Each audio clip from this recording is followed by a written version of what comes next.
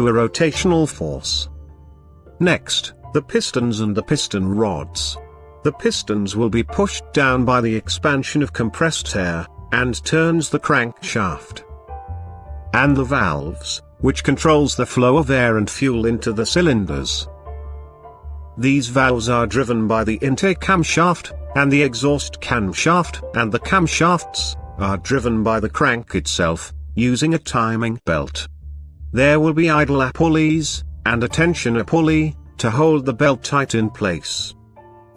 This here, is the internal structure of a 4-stroke, inline 4-cylinder, DOHC engine, which is commonly found in most hatchback and sedan cars.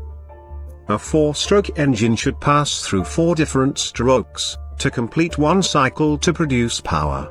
They are intake, compression, power, and exhaust stroke. The crank to camshaft ratio is 2:1. Which means it will take 2 crank revolutions, to complete 1 camshaft revolution.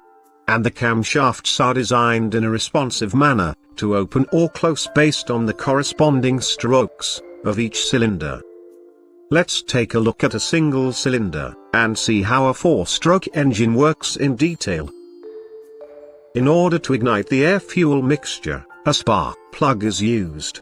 This will ignite the compressed air-fuel mixture, with the help of an electrical spark. We will take it down by each stroke. The intake stroke. The inlet valve opens and the downward movement of the piston creates a suction.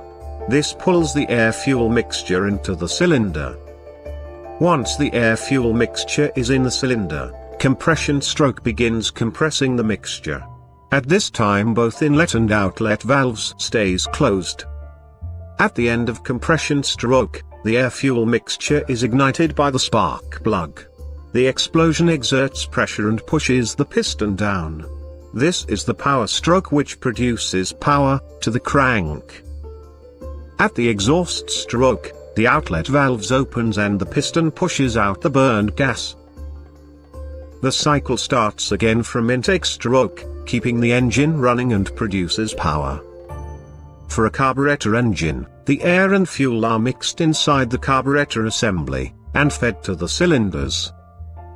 In the case of a fuel-injected engine, the fuel is injected into the intake manifold, or directly into the cylinders.